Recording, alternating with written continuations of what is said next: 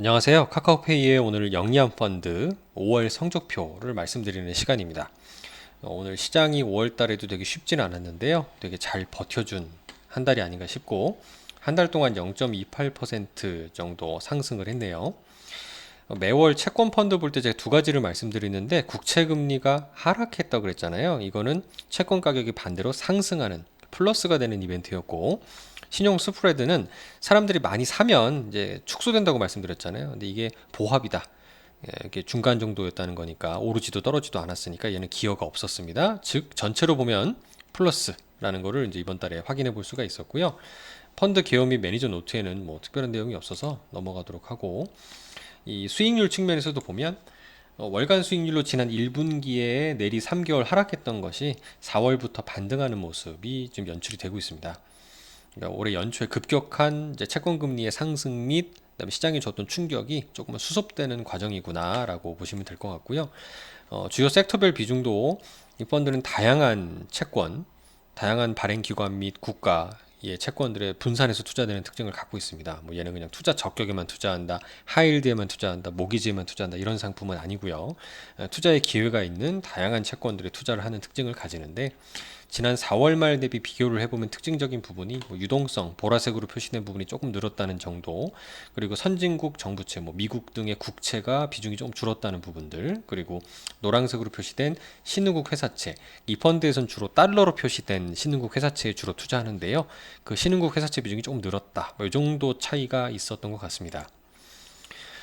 상위 10개 종목 리스트에도 보면 JP모간의 인컴 펀드도 이제 앞서 말씀드린 섹터 중에 파란색의 그 모기지 채권에 주로 투자하는 영역이 되겠고요.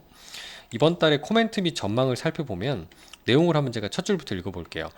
글로벌 금융시장에서는 미국 인플레이션 서프라이즈, 그다음에 통화정책회의 의사록 매파적 문구, 인플레이션이라는 거는 정책금리가 앞으로 올라갈 수 있다, 인상할 수 있다는 재료로 볼 수 있고, 매파라는 것도 유동성을 좀 축소하는 등등의 이제 해석이 되기 때문에 국채 금리를 상승시키는 이벤트다. 그러니까 채권 가격의 입장에서는 하락하는 이벤트 재료라고 볼 수 있고요. 반면에 새로 등장한 건 바이든이 증세하겠다 얘기를 하고 있고요. 인프라 투자한 규모가 축소하고, 그 다음에 비농업 고용 충격, 그러니까 고용률이 높게 나와야 되는데 경기가 회복된다는데 고용률이 별로 안 올랐어요. 그러니까 이거는 사람들이 실업수당 받고 집에서 안 나온다는 뉴스 보셨을 거거든요. 이런 것들은 금리를 하락시키는 이벤트라고 볼 수 있는데, 오르는 거와 하락하는 재료가 동시에 나오다 보니까 이게 약간 애매하게 해석이 돼서 이런 혼재된 모습이었다라고 정리를 해볼 수 있겠습니다.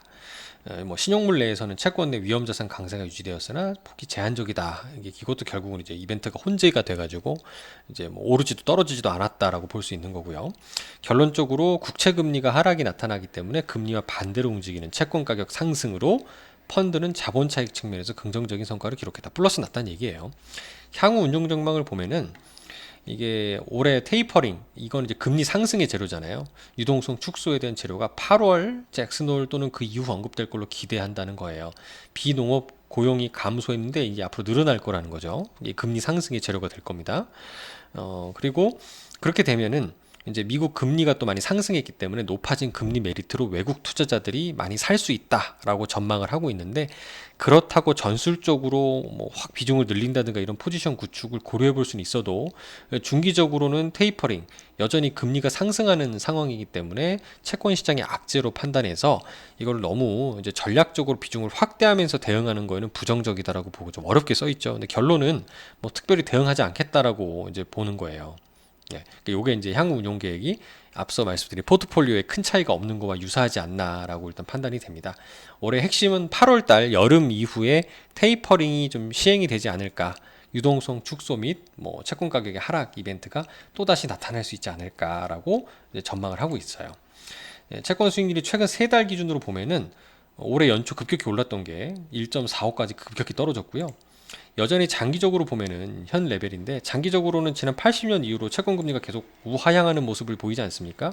하지만 제가 전에도 말씀드리지만 2010년 이후 최근 10년 내 고점은 3% 수준이에요. 그러니까 1.45니까 여기서 또 한 1.5 가까이 더 올라갈 수도 있습니다. 그러니까 오버슈팅이 충분히 나올 수 있기 때문에 채권 입장에서 투자는 여전히 조금 보수적으로, 또는 보수적이라고 무조건 나쁘다는 게 아니라 기대 수익을 조금 낮게 가져가면서 대응하는 게 좋지 않을까 생각이 됩니다.